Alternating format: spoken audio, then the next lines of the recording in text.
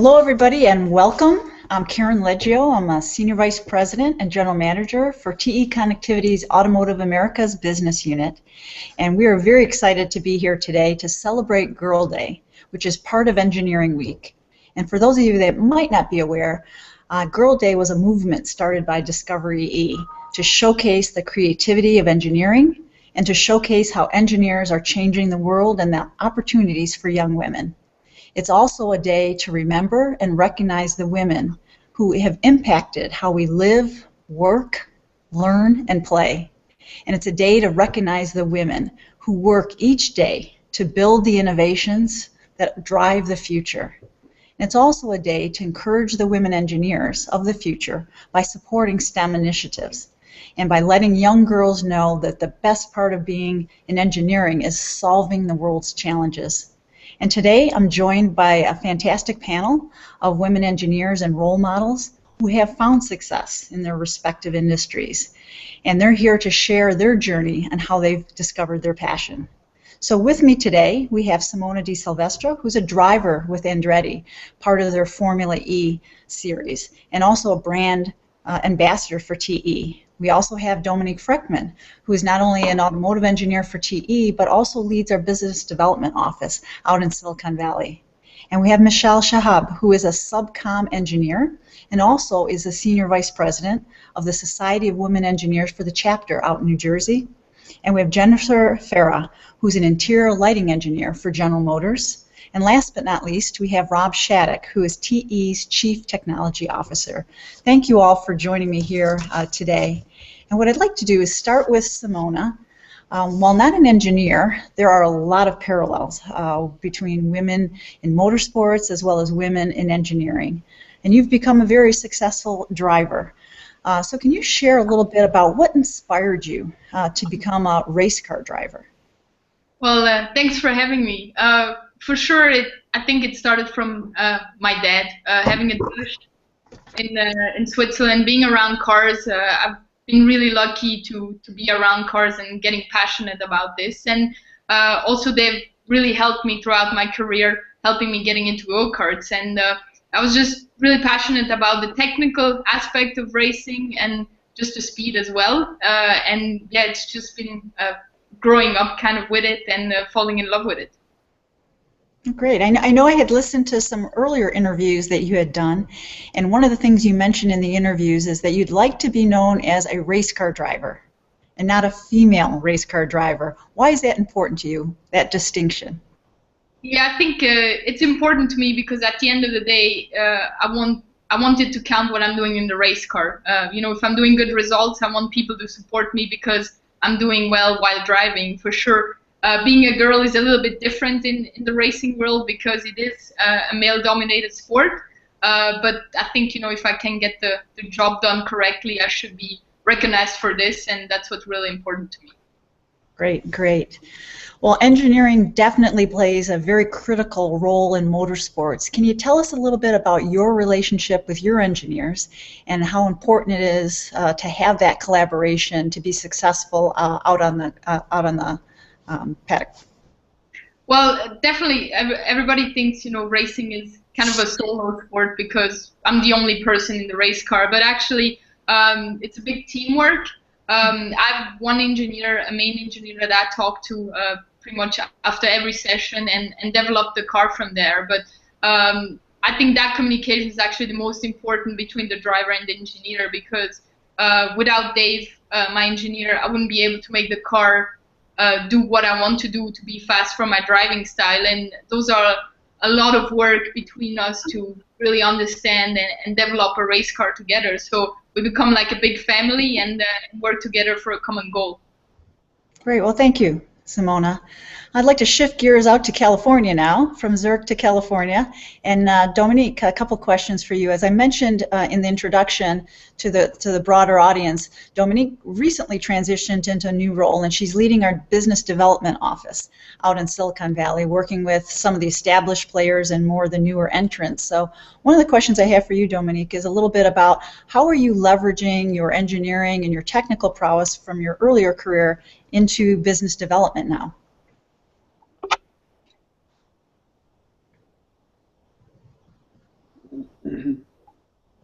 Just one moment, Dominique.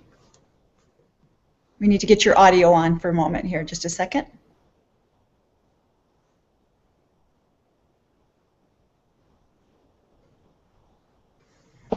Can you hear me now? Okay. Oh, we can. Great. Go ahead now, please. Okay. Thank you. So yeah, as you mentioned, this is still a fairly new office that we have established here. So right now I still have the luxury on focusing more on the technical side of the business development, so really on the engineering side, which I enjoy much more, partly because, you know, my background is engineering. I just always have enjoyed new technologies, innovation. I think it's just cool. I think it's cool what people do, how people come up with new stuff, being creative, and that's what I've been doing all my career. I was a lab chemist, always having to look for new approaches, new solutions. So having this creativity, having the curiosity, I read my blog and newsletters every day, which really helps in this very fast-changing environment of Silicon Valley to see who's doing what, where is kind of the pulse of the valley here. But also throughout my career, I've given a lot of presentations. I've attended a lot of conferences, and in these presentations, I had to speak either to a very professional audience, but also sometimes to a very broad audience where I had to explain complex matters to a large audience of people. So all this helps me now to bring people all these technologies that we can offer from our automotive business unit to them. And also throughout my time in TE, I've been interacting with a lot of business units. I was 5 years in corporate R&D, so I got to know a lot of different business units. And then I spent 5 years in the automotive business unit interacting with many groups. So right now, I'm able, with this network that I built and the knowledge that I gained, to actually represent our portfolio to our customers.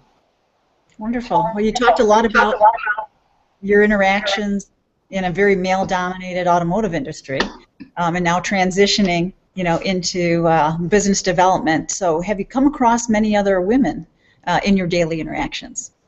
Honestly, I have not. No. Though it is, I mean, it is Silicon Valley, so it's just not a typical automotive industry. But if I look back on the last half a year or so, I probably can count the women on one hand that I've had in technical meetings. Mm-hmm. Okay. But, so there's not a lot of other Dominiques out there that you're interfacing with yet. But have you found any that you're treated any differently than your male counterparts?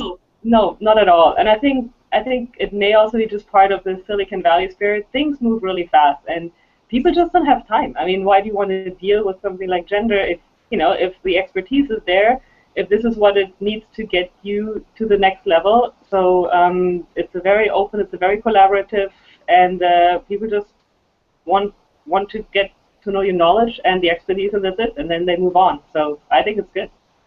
Okay, great. Thanks, Dominique. So now we'll go from West Coast completely out to the East Coast over to Michelle out in Jersey.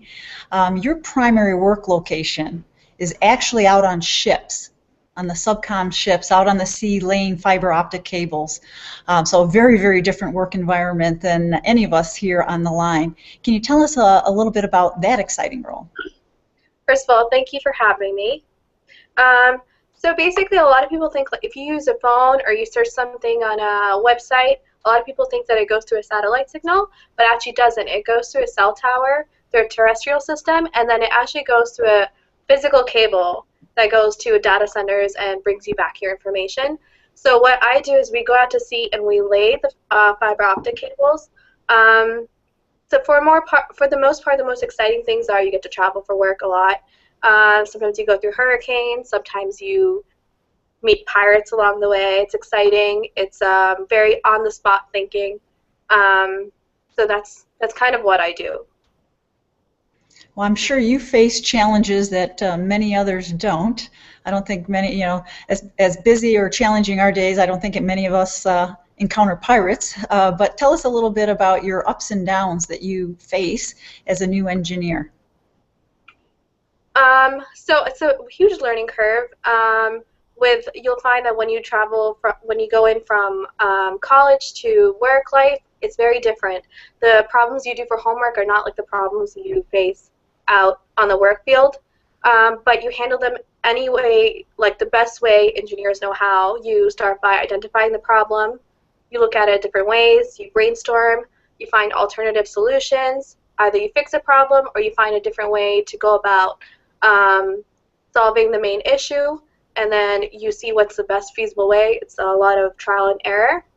And for example, if you're in a hurricane, you're going through the middle of the hurricane, you can't cut the cable, you go to the outskirts of the hurricane. If there's a pirate, you move your work bases down to a different level of the ship, you let the captains and the military guys take care of the pirates, and you worry about doing your job.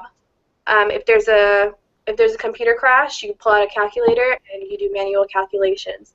Yeah, that's kind of how I approach every problem. Wonderful, thank you.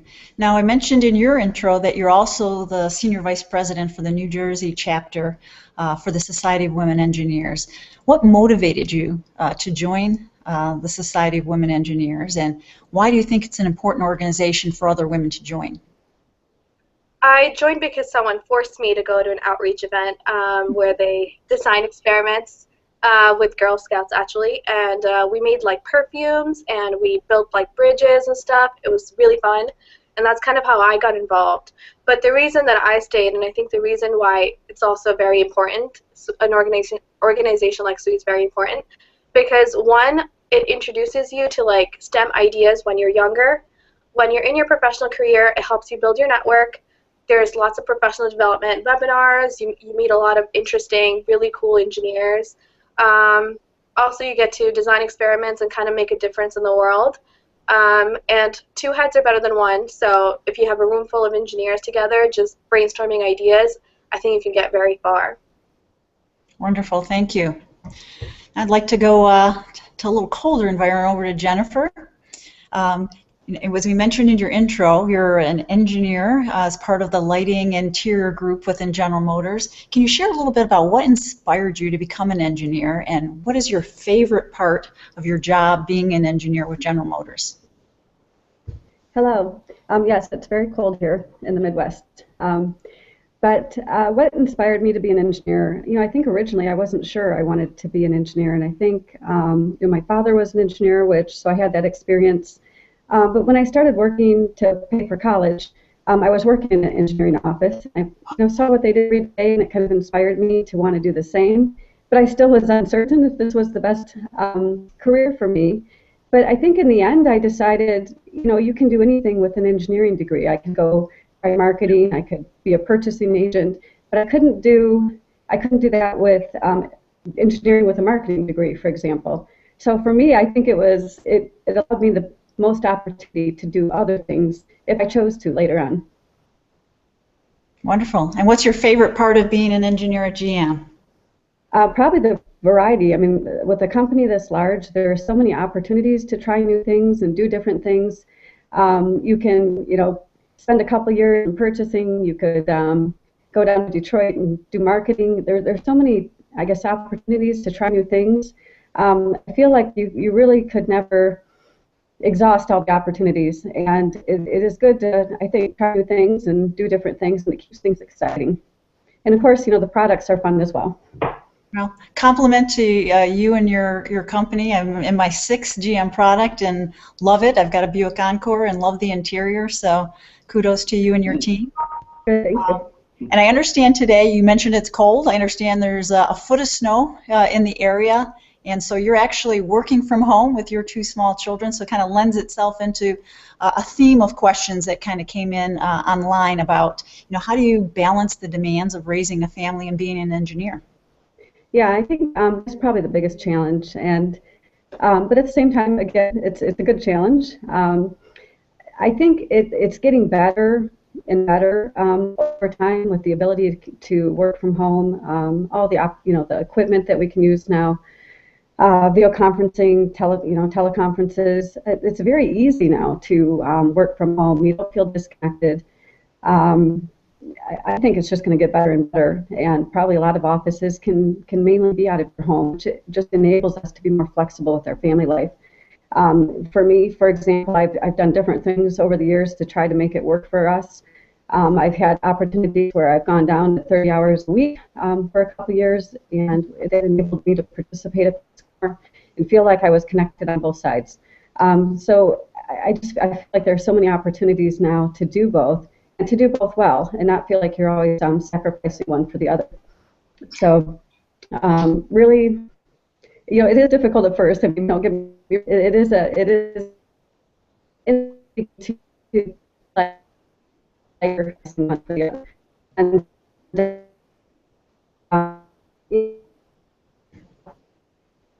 you and then just try to serpent you.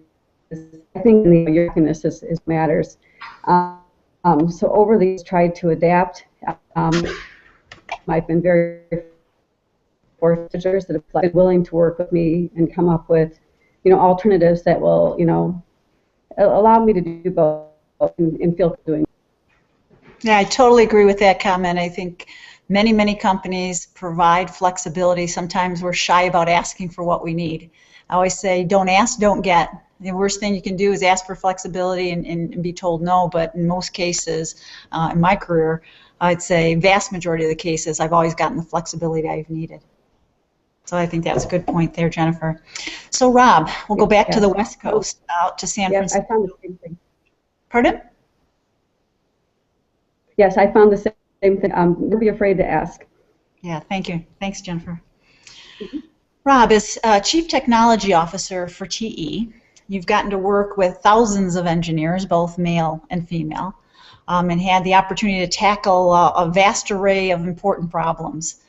So let me ask you, do you think that companies can truly out-innovate and outperform others if they make diversity and inclusion a priority? Mm-hmm. Well, actually, yes, there's no question about in fact, sometimes I wonder why even it. If you think back to the basic principles of kind of innovation and generating ideas, in general, most innovation and everything requires a collection of different inputs. We tend to think of innovation as coming from the lone genius, but in practice, the day-to-day successful, profitable innovation generally comes out of groups of people working together, collaborating, co-creating. And really, the way you get to the innovative solution is by having a different bunch of experiences. If you don't get a diverse collection of experiences into solving a problem, then after a while you kind of get groupthink and on the same line. In some ways, it may be one of those components of the innovator's dilemma, which is that sort of continuous incremental improvement. So you need to get diverse backgrounds, diverse thought processes, and diverse thinking in to get great innovation. And so if you do that, you're going to out in competition with people that don't do that. Okay. Well, tell us a little bit more about how TE then goes about fostering that environment of inclusion and diversity, especially in the engineering fields. Right. It's it's kind of a mixture of process and practice. I think one of the things that TE has done especially well over the past couple of years is really start talking about inclusion and diversity. It's a topic that you can't really avoid if you're inside TE. If you look at our internal websites, you can see stories there of inclusion and diversity. We have various programs that run internally to help everyone focus on it. So, first of all, it's about, making everyone aware. And, in staff meetings, people look at it, it just becomes part of our culture. And then, of course, I think in engineering, it's, it is a little bit harder to get the whole thing off the ground just because the pipeline of women engineers is not yet as big as the pipeline of male engineers. It continues to get better. And we continue to sponsor activities like this to help that happen. You do need to do other things like, ask for diverse candidate slates when you're going out recruiting, and just force people to think about it. So it's this kind of combination, really, of activities to bring awareness, make it part of our everyday conversation, as well as some kind of forcing functions like asking people to get diverse slates of candidates. But there's no question that it's beginning to work. We're beginning to see the benefits of doing it, and it's definitely starting to pay off for us. Thank you, Rob. I'd like to go now. We got some questions that came in online that I'd like to share with the group here. Maybe going over to Michelle. We got a question from Ellen R. That says, what skills from university have you found to be most applicable in the real world? For me, I think it's a good attitude. I was always stubborn about my goals, but very flexible in my methods. If something doesn't work out the first time, you try again. You find alternative solutions. You're creative, you're innovative, and you find ways to get to your end goal. Don't be afraid to take risk. Don't be afraid to try something new. And just, if it's something you really, really want, don't give up on it. Okay. Good attitude was mainly the thing that I learned the most. Anything that other panelists wanted to add on that question? Any skills they found from university, particularly applicable?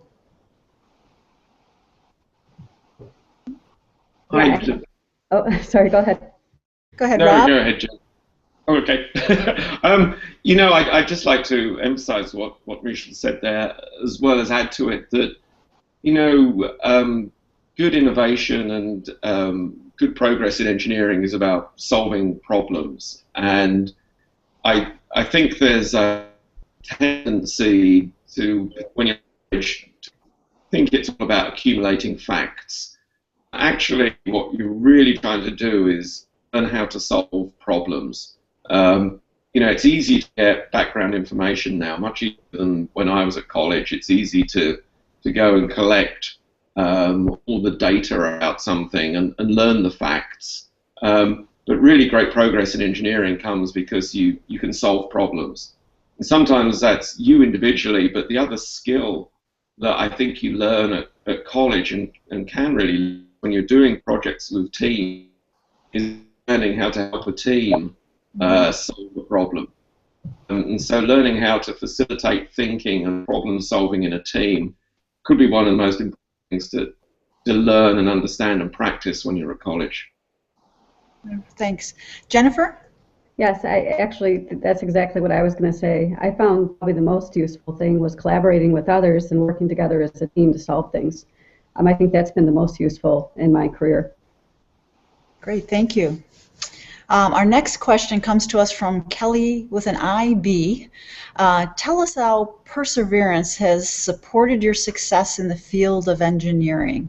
I'm going to come over to you, Dominic. You kind of mentioned a little bit in your answer earlier. You talked about transitioning from your chemistry, your lab experience now into business development. Can you talk a little bit about perseverance and the importance of that in your engineering past? Oh yeah. So yeah, being a lab chemist, doing R&D, doing research, exploring problems that really never have looked at before, coming up with a way to solve things. It's a lot of repetition. I mean, for me, I never had a problem. I mean, sometimes I had to do the same experiment over and over and over again, but every time I learned something new. I mean, I'm not a robot, so you know, there was always a tiny change, a tiny difference.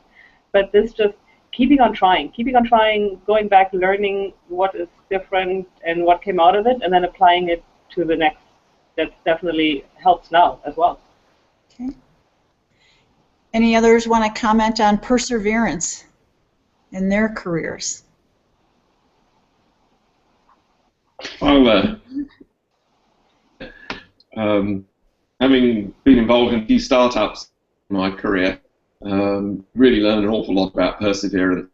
And I think the biggest thing is that, you know, sometimes in the darkest hours, that whole phrase that, you know, it's always darkest before dawn is really true. And you find that actually in a lot of engineering problems and technology problems that, you know, you get to that point where it feels like there really isn't a way forward, and then you kind of keep working at it, you keep persevering, and you get that breakthrough. Perseverance is a really, really... I'd say definitely I agree. I think if I look back on a 30-year career, it's like you remember what you learned from problems. You know, where maybe things weren't so successful, the learning that comes from those situations are so deep and lasting, and it's something you can build on going forward because you know, okay, I got through that last time. So you face another issue, and it's like, okay, you don't get too freaked out. You can say, okay, I got through a bad problem before. I can do it again. What did I learn, and how can I apply? So certainly is a theme on that perseverance. And then a related question. Go ahead, Dominique. I actually maybe have something to add, especially coming from a very experimental background. There is not much theory that I could apply. So in the end, I just had to do it. So I really got into this mode of just do it, right? You cannot overthink. At some point, you can't just think everything through. So for me, it's just do it, and then see what happens without thinking and modeling or theorizing about it. So for me, the activity itself is also very important. And Monica S. submitted a question that kind of is a theme of perseverance, but it asked about, what are the main issues or challenges that you have faced in continuing with your professional life? Jennifer, I think you touched a little bit on it earlier, but I wanted to come back with Monica's question to see if there was something you wanted to add. Yes, I think many people, even if it's not necessarily having children or a family in that way, there are other influences that always can become issues, when you're trying to follow a career path or, meet your goals. And I guess I found, for me, I've just tried to embrace change. Don't be afraid of change, because so many things that I've done that I was worried about doing or nervous about doing, it always seems to direct you where you need to go in the end. You can always course correct if it wasn't the right thing that you did. But more importantly, it seems like it gives you another experience to help guide you for the next assignment or the next goal that you want to achieve. So for me, I think not being afraid of change and being open to doing new things. It might be the path that you thought you would take, or the goal might not be where you think you would be at this point in your life. But it seems that every experience I've had it's made me better as a person and in my job with my family. I mean, I think you constantly question, are you doing the right thing, what's the right choice? I think you've got to just accept it and adapt and not let it derail you from, I guess, your end goals, and be willing to accept that they may change along the way and be happy with that. I think that's probably and it could apply to any issue that might come up along the way with your professional career. And you can always go back to something. If you want to try something different and it doesn't work, you can always go back, right? Or better yet, it may take you a different way, and it may be better in the end. Oh, great point. And I, when you were talking, I was thinking back, probably two of the jobs that I've learned the most from that have been most developmental were jobs I never would have a million years applied for. They were roles that, a leader came to me and said, hey, I think this would be good, try it out. And I learned so much. So being open to suggestions from others and taking risks, learning, and I think it's a great point. You can always circle back. It's not like it's a one-way door. And I've seen people in the past have been in engineering, go do some business, and then come back to engineering. And their perspective is it's made them a more complete engineer because they understand and see now perspectives that they hadn't seen before. So totally agree with that suggestion. We had a question that came in from Emily asking our panelists to give us a little bit of advice. If you were going to give advice to your younger self, what would it be? We'll go back out to Zurich with Simona. Yeah, it might sound a little bit like what everybody says, but not to I think to give up, and like everybody is saying, sometimes it you have this goal and like you're saying, it moves around a little bit to get to that end goal, and just really believe in yourself and keep working at it. And sometimes things are not going to go right away like the way you want, but just keep working at it and keep focus behind it. And yeah, sometimes we want, I think, things too quickly, and sometimes we have to be a little bit patient to get there where we want. Okay.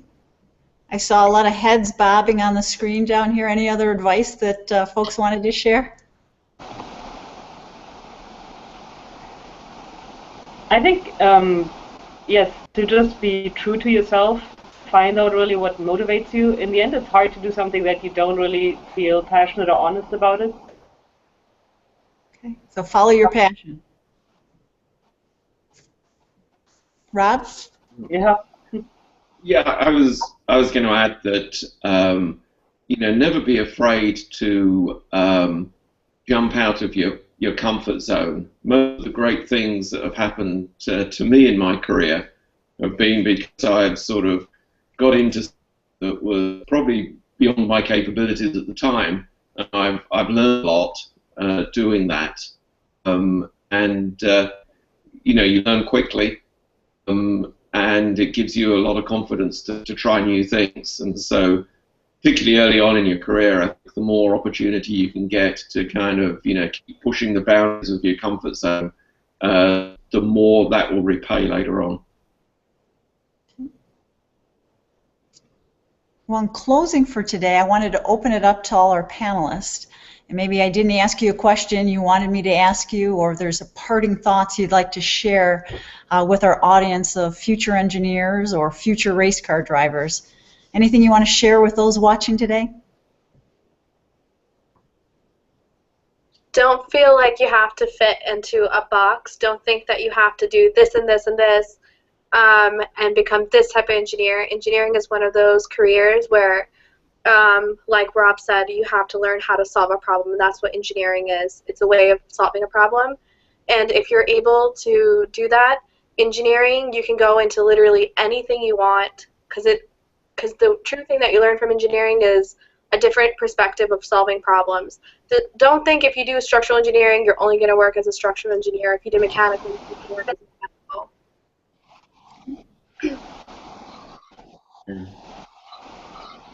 Yeah, that's a really good point. Can I add one? Go ahead, Rob. So I was just wanting to emphasize this team thing. I thought Michelle's point was great. You know, it's, don't fix yourself in a box of one type of engineer. Once you learn to solve problems, then you can solve problems in many different engineering disciplines.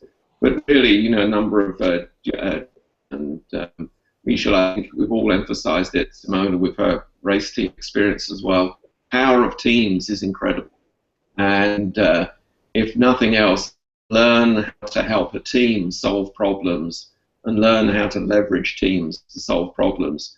You'll have a much more rewarding career and a much more successful career, I think. And I certainly learned the power of teams kind of late. You know, I was a stereotypical nerdy engineer, you know, shut away, solve problems myself.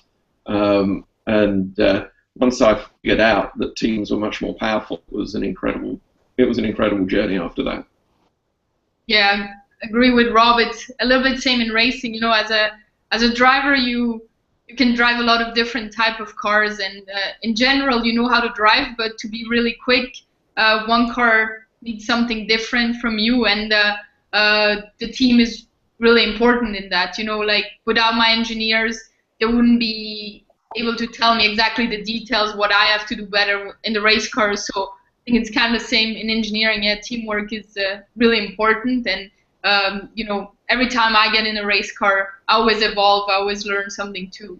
Even though I've been racing something with 4 wheels for like the last 20 years, but every time I'm out there, something new happens, and you always evolve from there. And I think also related to this, don't be afraid to ask for help, especially because everything is a teamwork and there's a lot of collaboration. Don't put the pressure you alone. I've learned a lot by always reaching out and also asking for help when I needed it. Yeah, I wanted to amplify a point that Jennifer made earlier about options, because we have many young women on the line today that might be contemplating, you know, what career choices they're making in university.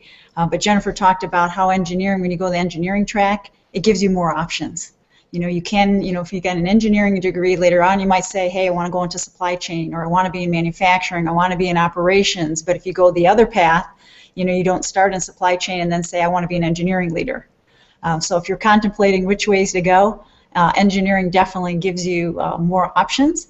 And also seeing firsthand, it also gives you a starting base pay that's higher when you go the engineering route. So a lot of options and a lot of perks that go with going down the engineering path. So if you're undecided, same advice I gave my daughter, go the engineering path. It gives you more options later in life. So with that, as we wind down towards the end of our session here today, I would like to thank all of our panelists for joining us today. Jennifer, Michelle, Rob, Simona, and Dominique, thank you for taking your time across the globe here to participate on this very important day, Girls' Day, here as part of Engineering Week. So thank you for sharing your journey, your inspirations, and your confidence to kind of persevere and kind of hold course towards your passion. So thank you so much. And for those of you joining us, thank you. We wish you all the best in your future endeavors, and we appreciate you joining us celebrating Girl Day today. Thank you so much.